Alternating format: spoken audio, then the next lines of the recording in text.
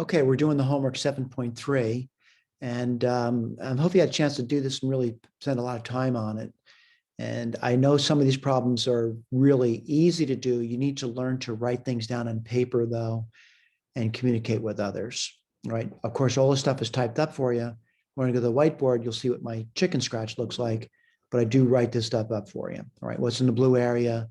I'm going to say a reasonable amount of work with an answer, of course. All right, so I'm going to claim over here, you're looking at these problems over here in the blue area, again, a reasonable amount of work and an answer, reasonable amount of work and an answer.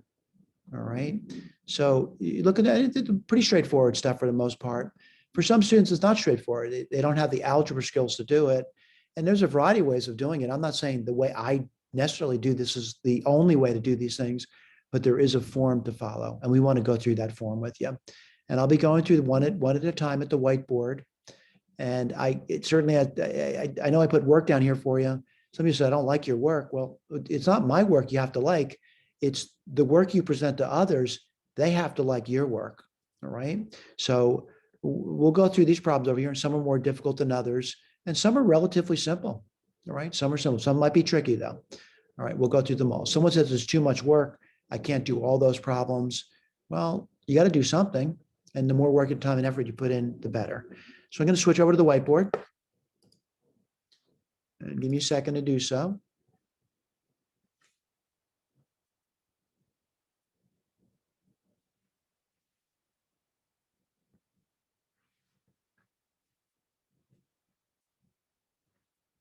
And if I were doing the problem, what I would do is, I would take the problem on another piece of paper. That's what I'm doing over here. And what I'm going to do is I'm going to work the problem. And the first thing I would do looking at this thing over here is, I'd inspect it. I realize there's a division by 0, and the top is also 0. And this is a problem for me. So what I'm going to do is I'm going to manipulate. And let's put that down for you. This is equal a limit. Yes, that needs to be written down. X goes to 6. I'm going to do some algebraic manipulation. So the top would factor x minus 6. X plus 6, relatively simple, and the bottom is x minus 6. Here comes the problem. I'm looking at it, and what I'm looking at is well, there's a factor in top and a factor in bottom that are identical, and of course, you just cancel them off. Of course, when you got to 119, the teacher said you really can't close those off, because what would happen if x were 6? Well, what's nice about this limit is this says x is not 6. It just says it's getting close to 6. So, I can just simply cancel that off now. And what am I going to do now? Use the limit law and just pop it in there. And what would you get? Well, you get 12. All right. What I want to do is just go back, look at the guy's work. This is the work over here. And I feel pretty comfortable about that. And go to the next page. And I'm going to pull this one to the side. And I'll do one at a time. And that's how you do homework. You do one at a time. I'm not going to look at the answer. I'm just going to do it. And what do you get over here? Well, kind of looking at limit laws, and I got troubles, get division by 0 again. So I'm going to try to manipulate and limit. Yep, that needs to be written down. X goes to minus 8. The bottom factors nicely, x plus 8. Now I'm going to say probably the top would factor to x plus 8 as well. Can't guarantee it, though. And what do you get over there? Well, x squared would be x, and x would be x squared. And what times 8 would give you 72? 9, right? Question is, does that work? It does, because x times x is x squared. 8 and 9 is 17x, and 8 times 9 is 72. Looks great. What do I know? X is getting close to minus 8, but it's not going to touch minus 8. So x plus 8 is never equal to 0. These things are canceling off. What do you get over there? Well, minus 8 plus 9 is 1. I want to go back to the key. I want to look at it. And what do they say? Wow, 1. We got that one right. Let's do the next one. I'm getting a little more confident now. And I'm just going to start write down the problem next to it. Even though I see the answer below it, I'm getting more confident now. And I can start to maybe do homework a little quicker. So what's it going to be? Let's take a look at this one over here. Well, this one seems to have no problem at all. Right? And the reason for that, if I just plug in the 5 using the limit laws, what would I get in top? I would get 0. And what do you get on bottom using the limit laws? You get minus 2, which would give me 0. Bingo. Got it. Let's do the next one. All right. I'll write it down for you. Again, I got the answer staring at me. Oh boy, what's this one going to be? Oh, and that's the problem. Because if I plug in 3 in the bottom, I get 0. So I'm gonna factor it. Let's see what we get. Limit, yes, that needs to be written down now. As x goes to 3, the bottom factors to x plus 3, x minus 3. The top also factors, a 2 would come out. Let me put this on the side for you. This is side work. 2 would come out, and you get 2 times what? X squared plus 4x minus 21. Well, I think I can do that. 2, x and x. Looks like 7 and 3 plus 7 minus 3. Let me see if that works. You get x squared. 7 minus 3 is plus 4. Works like a charm. What do we know? X is getting close to 3, but it's not going to touch it. What does that mean? It means that this guy in bottom, x minus 3, would never be equal to 0. What am I going to do now? Limit laws by just plugging in. And what do you get? Well, 2 times 10, right? Because if I plug in 3, I get 10. 2 times 10 is 20. And what do you get in bottom 6? And what's this going to give you? 10 thirds. Bingo. Got that one right. Let's keep going. And again, work is important, and you want to do work. This one looks more difficult. There are many ways to do it, by the way. Do not think when I tell you have to do it this way, you got to do it this way, but you need to manipulate this guy. And I'll tell you why you need to manipulate it. If you look at the bottom is going to be 0 as x goes towards 0, and this is trouble for me, right? I can't use the limit laws. So what I'm going to do is I'm going to manipulate the top. There are many ways to do it. And I want to point out one way to do it is to realize this is the difference of perfect cubes, right? Now, if you don't realize that, what do I mean by the difference of perfect cubes? Let me write that down for you. It's really a cubed minus b cubed, which would be a minus b, a squared plus ab plus b squared. I mean, you could do that. I mean, that's not a problem. You know what? I'm going to do that. But I'm going to do it 2 different ways. No, you don't have to do it 2 ways. So what's a minus b? It's 2 plus 3x minus 8 times, well, it's going to be a tough one, right? And this may not help me at all, right? So it's going to be 2 plus 3x, I'm sorry. And then what would you get? Let's see, AB, that would be plus, I'm sorry, I just realized I made a mistake, and I didn't even think about it when I was making the mistake. But let me get my eraser out, and I apologize for that. Happens sometimes. Made a mistake. All right. And the reason for that, I was looking at the 8 and I said 8. It's not 8, it's 2, it's 2 cubed. All right, let me write that down for you. So it's going to be 2 plus 3x minus 2. All right, let's put this down now. It's going to be a little more complicated. So 2 plus 3x squared plus a times b, which is 2 plus 3x times 2. Wow, this can go on forever. Plus 2 squared, which is 4. Over what? Over x. All right. And granted, someone looks at it, said, I would have never thought about doing that. Well, we're not saying you would have. All right. What I'm going to claim over here, though, is that I got some nice things going on now.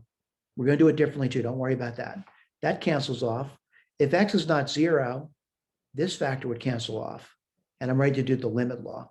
All right. I'm going to write it down for you. And again, we'll look at the answer later. All right. What do you get over here? And, mistakes happen. You get 3. Now, if x is 0, what would you get? Well, I'm looking term by term. The first term would be 2 squared, which is 4. The next term would be, let's see, 4. And the last term would be 4.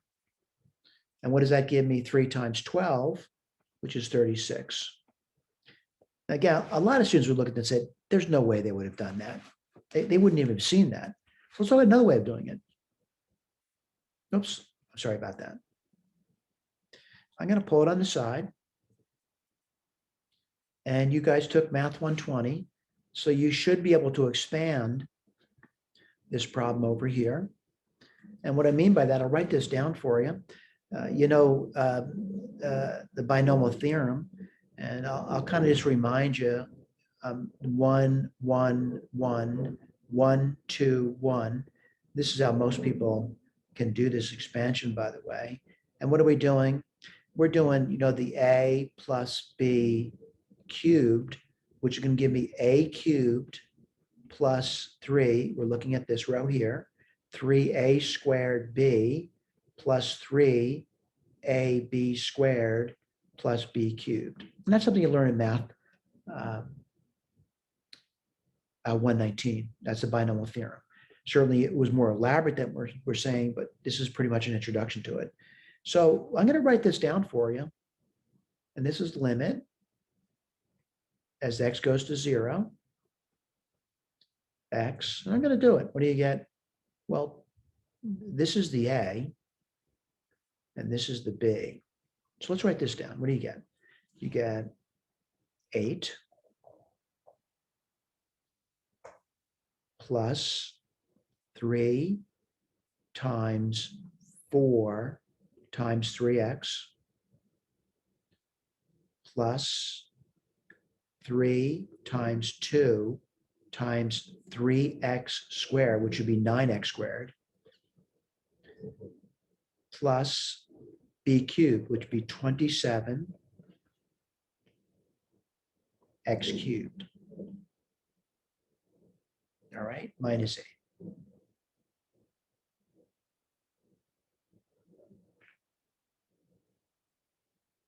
Oops, I got to extend it over there. And again, you may say, I wouldn't have done that either. You got to find something you're willing to do. This disappears. And I notice x divides into these things a nice number of times. Let me go through that with you. X goes into x once. X is not 0, by the way. Goes into this once, goes into this x times, and this x squared. I can actually do the limit now. And what do you get? Well, 3 times 4 times 3 is going to be 9 times 4, which is 36. Now, if x goes to 0, what do you get? 0 and another 0. It's 36. We're always going to get 36. All right, let's go back to that. We got the answer. That's the answer they're telling us over there. All right, let's do the number 6. And again, I'm looking at it, wondering what to do. And I'm looking. If I plug in 5, I got a division by 0. That's no good. So what I'm going to do over here, I'm going to try to factor it. And what do you get? The limit as x goes to 5.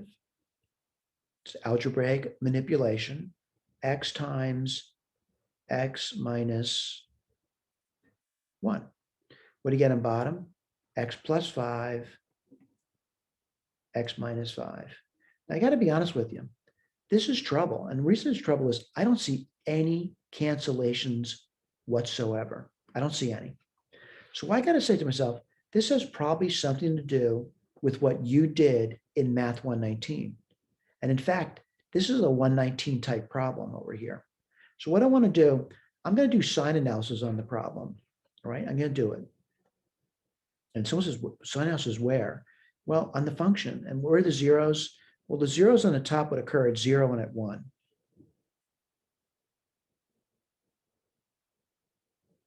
The zeros on the bottom are at what? Plus or minus 5, right? And what I want to do is talk about when we get close to 5. And I'm going to circle this. To the right of 5, pick 6. This is sign analysis. What would you get? On top, you get positive. And on bottom, you get positive. I'll put this over here. Now, this is part of thinking. Thinking back to 119 when you did sign analysis. Below the 5, I got it to be above the 1, though. So I'm going to say like 4. What you get on top? Positive. On bottom, you get a negative number. I got troubles immediately now, right? And let me just go through what those troubles are. The bottom is getting really close to 0. And the top is getting really close to 20. But the bottom, depending on the side you're coming from, Like if you're at the right of 5, it would be a 0 from the right. If you're to the left of 5, it would be a 0 from the left. Now, what do I know about this? They're really not zeros. They're just numbers to the left or right of it. So what happens to this thing over here? Well, what you learn in 119 is their blow up problems. And what's it going to be blowing up to? Either plus or minus infinity. All right. These are asymptotic behaviors, by the way. So what do we say? It's not a finite number. We're going to say D and E. So what's my answer over here? D and E. What does D and E stand for? Doesn't exist. All right, that one's done. Let's do this one over here. Again, they're getting a little more interesting, but the bottom line is if I plug the 0 in, what do I get? 0 on the bottom, and I get a 0 on the top. I'm going to try manipulation. And I need to know algebra to manipulate this guy. And let's see, 6x minus 1, I'll put a factor symbol on it. The top would be 6x minus 1 and 6x plus 1. Let me see if that works. You get 6 to 2x, that worked. You get plus 6x minus 6x, that disappeared. You get minus 1, bingo. What do I notice about this guy over here? There's a cancellation. And why is that? Well, x isn't 0, so the bottom is not 0. What do you mean by that? 6 to the 0 would be 1, and 1 minus 1 is none. So these cancel off. And what are you left off with? Well, 6 to the 0 is 1, and 1 plus 1 is 2. Let's look at our key, and you're seeing it. It's 2. All right, and there's work also there for you. So let's go to the next page. A little more complicated. And I'm going to say that what happens to a lot of students is they get this one wrong, but they do it quickly. They actually write down a wrong answer super quickly. We're not interested. This says h go to 0. The first thing I would probably do is rewrite it. The limit as h goes to 0, the bottom is h, and the top is actually 1 over h plus 3 squared minus 1 over 9. All right. You know, it doesn't look very nice, does it? That's it. That's just, let me just make sure I'm saying that right. Yes, squared. I'm going to multiply the top and the bottom by the minor LCD. This is something you learn in Math 100. Let's write that down. So it's going to be h plus 3 squared times 9 and h plus 3 squared times 9. All right, I'm going to push this over a little bit. Limit h goes to 0.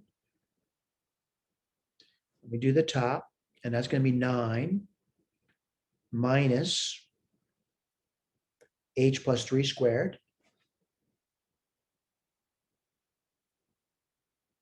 And on bottom, you're going to get h plus 3 squared times 9. Now, some of that's way too much work. I'm not going to do that. I got a better way of doing it. We want you to work. That's all we want you to do. We want you to work, including you don't like the work I do. You say work I do is not good work. All right. We need you guys to work. Now, chances are, if you think you got a shorter way of doing this, you're going to be shocked to see that. Who knows? Now, if I do the bottom, bottom's still 0. Plug in limit law is not going to apply there. I'm going to continue to manipulate. There's not much I can do except expand the top. The bottom is h plus 3 squared times 9. The top is going to be 9 minus, I'm going to expand that h plus 3 squared now. That's going to be h squared plus 6h plus 9. Going to keep going. Limit h goes to 0. The bottom, h plus 3 squared times 9. What's the top going to be? Minus h squared minus 6h. Now what do I notice? H is not 0, so I'm going to divide top and bottom by h now. What do you get? Limit h goes to 0 minus h minus 6 over h plus 3 squared times 9. Now I can use the limit law. What do you get on top? Minus 6. What do you get on bottom? Let's take a look at that. You would get 9 times 9, which is 81. I'm going to reduce that. We'll look at the key later. And what's the reduction over there?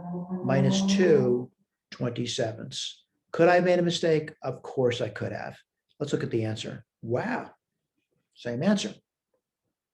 All right, let's look at number 9. Pull it on the side. We'll look at this later.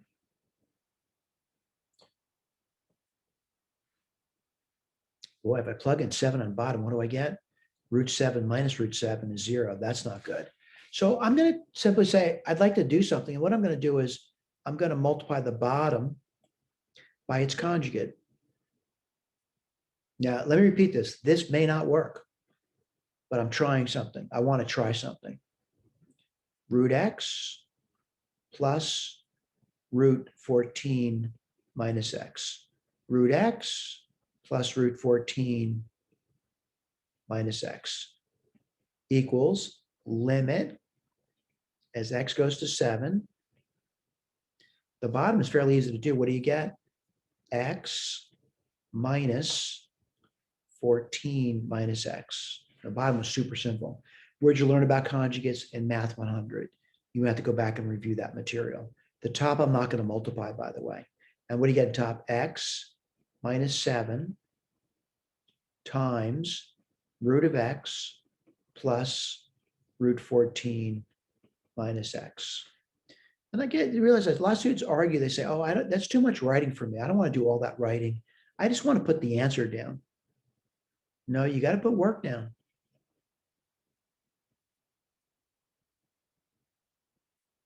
Someone says, you just can copy it again? Yeah, I'm going to copy it again.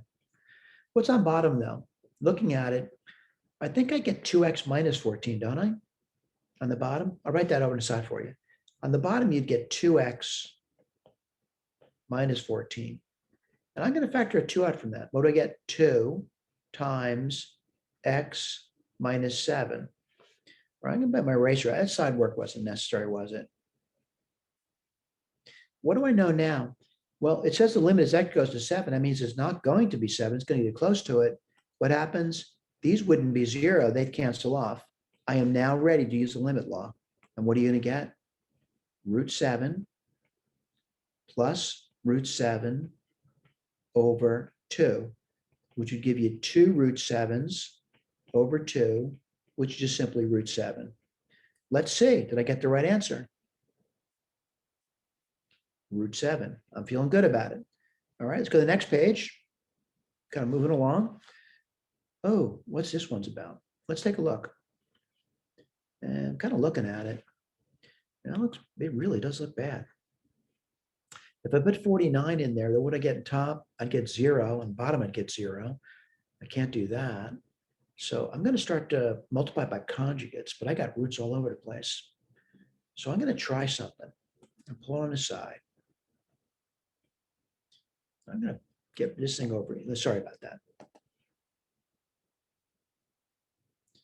I'm going to try something. I'm going to try multiplying the top and the bottom by the bottom's conjugate.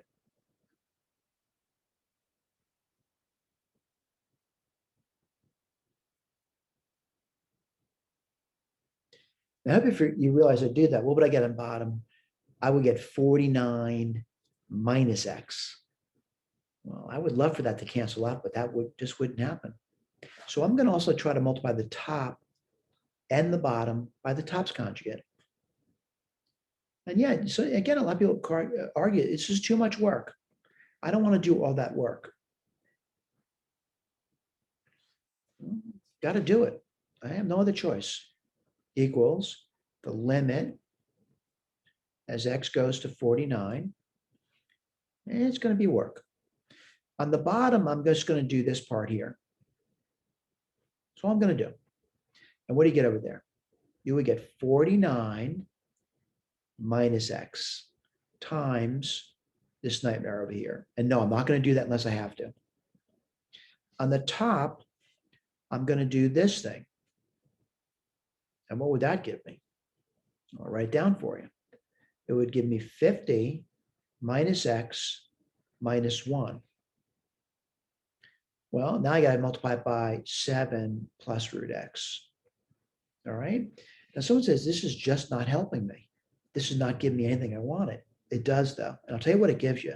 I hope you realize that this here and this here are identical. They're both 49 minus x. Now what do I know? X is getting close to 49, but it's not going to be 49. So these would never be 0. They would just cancel off. What am I left off with? A limit law problem. So what do you get over there? On top, you get 7 plus the square root of 49, which is 7. What do you get on bottom? Well, 50 minus 49 is 1, and the square root of 1 is 1, and 1 plus 1 is pretty simple. On top, you get 14. On bottom, you get 2. We get 7 overall. Let's look at our K. Who knows? We might have made a mistake. And let's see what we got. We said the answer is 7. They said the answer is 7. By the way, you're more than welcome to look at my typeset work. All right. Let's look at number 11. I'm going to pull it on the side. And push this over. And I'm looking at it. I want to see if I can do it. And it's tough. This is 2 different problems. It's got 2 limits, and both limits are crazy looking. And the first one has a division by 0 in it, and the second one's got a division by 0 in it. So I can't use the limit law right now. So I got to do something. And someone says, what are you going to do? I'm going to do some side work.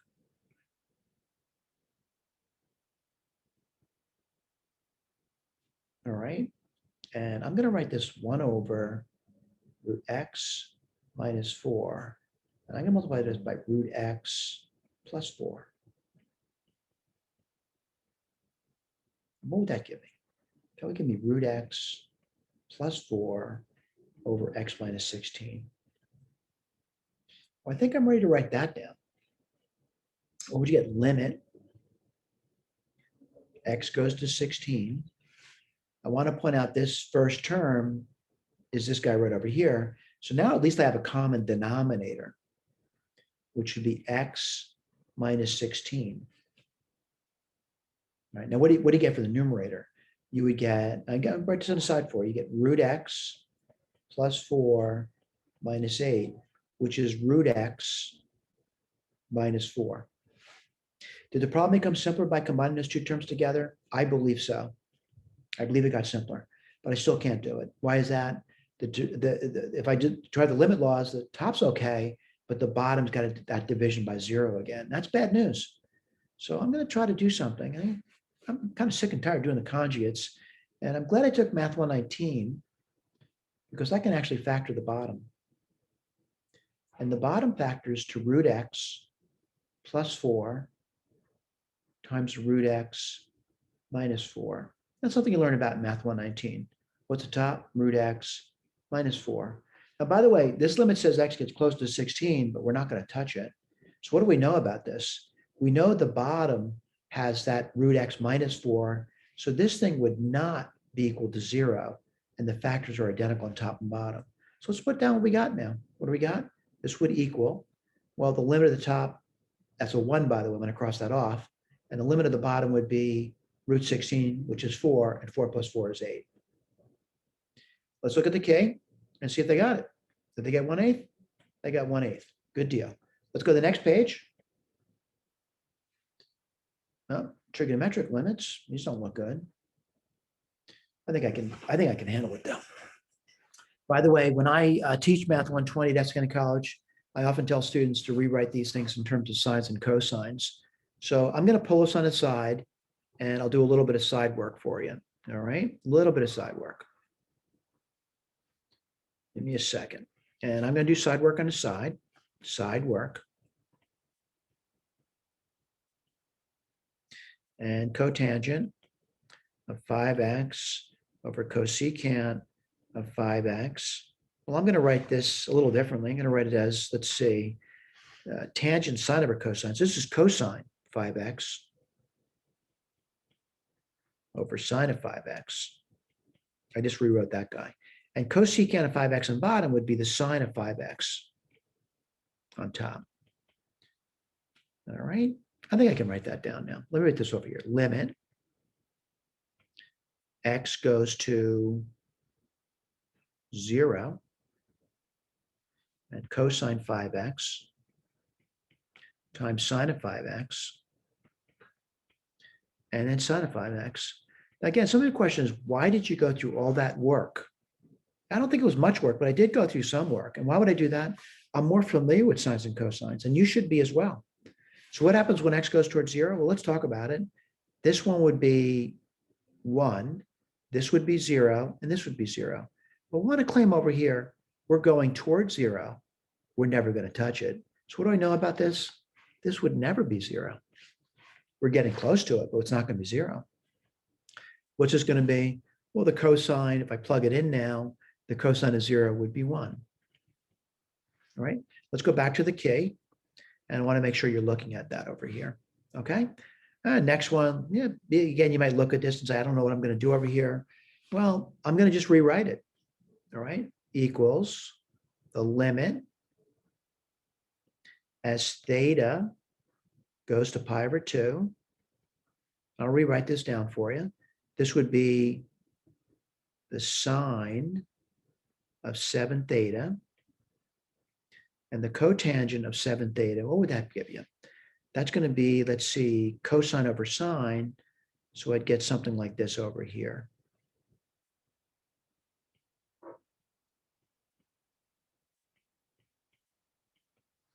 Well, we're at pi over 2, so I got to be honest with you, it's really not that bad to do. For example, this over here, it's 7 times pi over 2. You get the idea? Let me put that down for you, what you did in Math 120. Oops, sorry about that.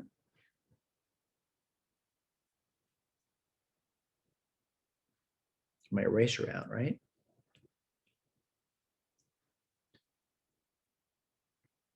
Let's do that. We also know let's go round and round, right? That's like that, isn't it? That's 4 pi over 2. 5, 6, 7.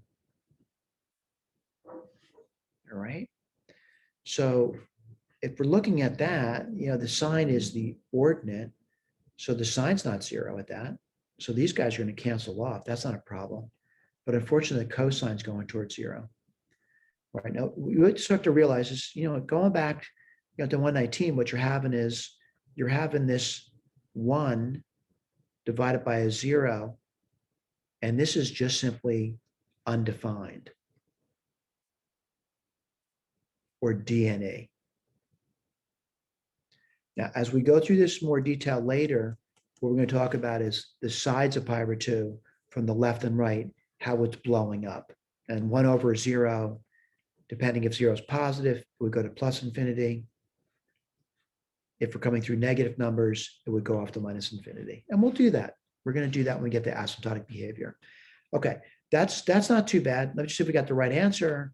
I said undefined or doesn't exist right over there. All right, let's do number 14. Looks a little simpler for me, and I'm going to manipulate.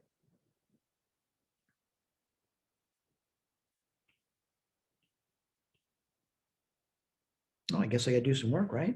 Let me do some side work, all right? So 18, 1 minus x, minus 36. This is side work.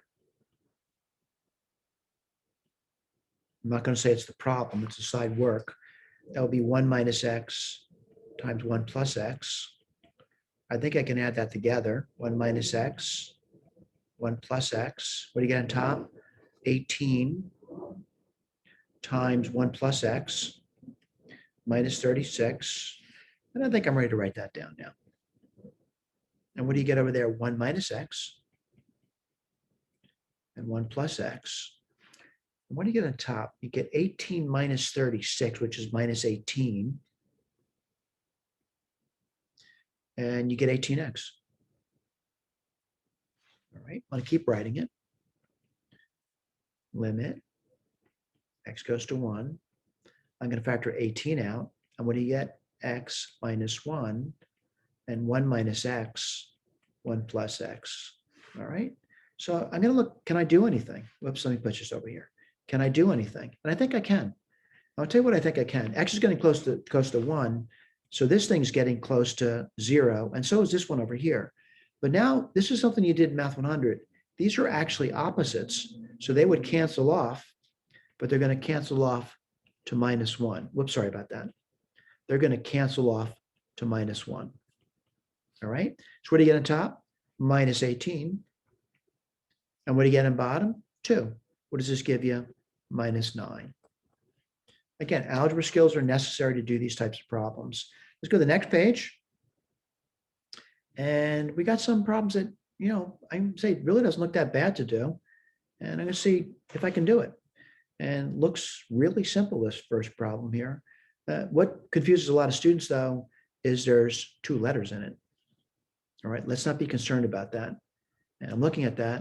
I'm just going to plug it in. T goes to -1, limit laws. That would be -3. Let's see, the next one's going to be plus 6a.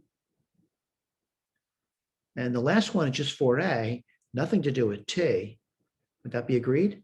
So what's it going to be? Let's see, if t's going to -1, did I make a mistake over here somewhere? -1. I think I did. I just made a mistake. I have to clear that up, and I apologize for that. So I did say if t goes to -1, that's -3. If t goes to -1, I don't know why I said 6, by the way, that would be plus 2a. Again, what I'm doing, I'm plugging in -1 for the t, so that'll be plus 2a. What do you get over here? It's 4a. What's the answer over there? 6a minus 3. Bingo, got it. All right, let's look at 16. 16 looks really nightmarish. I think I can handle it. I'm going to expand it. Limit. X goes to 0. There's no need to expand it. And I'll tell you why. It's an easy limit problem. So all the work I'd have to do, I don't need to do much work. Let me just erase what I just did. And we'll talk through it.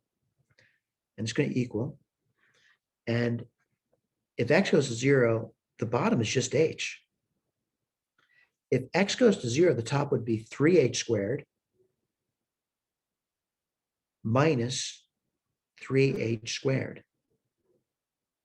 I'm sorry. I'm tired. Minus 0. X going to 0. Sorry about that. What do you get over there? 3h squared over h, which is just 3h. All right? You don't need to expand it. If you want to expand it, you can, but you don't need to. It's a really simple limit. Let's go to 17. I think that might be our last question. Yep, I think it is. Let me go do the work. One step at a time. What I would recommend you do over here is rewrite the problem. This would be 2 over x minus 2 over a. And the bottom is x minus a. Well, in Math 100, you were told about minor LCDs. I can multiply top minor by the minor LCD, which is, XA or AX. Doesn't matter what you put down, and put AX down. I'm going to push this over. So limit. X goes to A. What do you get on top? Let's see, you get 2A minus 2x. On bottom, you get AX times x minus a. Going to keep moving. And what do you get? Limit. X goes to a. AX, x minus a. I'm going to factor the top. It looks like 2, and you would get a minus x. Okay, now we're going to start talking through the problem. I just simplified. What are we looking at? X goes towards a. This goes towards 0. But this also goes towards 0, right? What do I notice about these factors over here? Well, just like I learned in Math 100, these are opposites, and these would cancel off to -1. I want to tell you why that is again. This says x gets close to a, it's never going to touch a. These things are never going to be 0, but they're opposites. They're -1. So what are we left off with? Let's do our limit now. We're using a limit loss. What do you get on top? -2. What do you get on bottom? Well, if x goes to a, you get a squared. Let's see if they got that answer. They did. -2 over a squared. It's right over there. All right, that's about it. I realize that might seem like a lot of work for you. I don't think it was that bad. Thank you.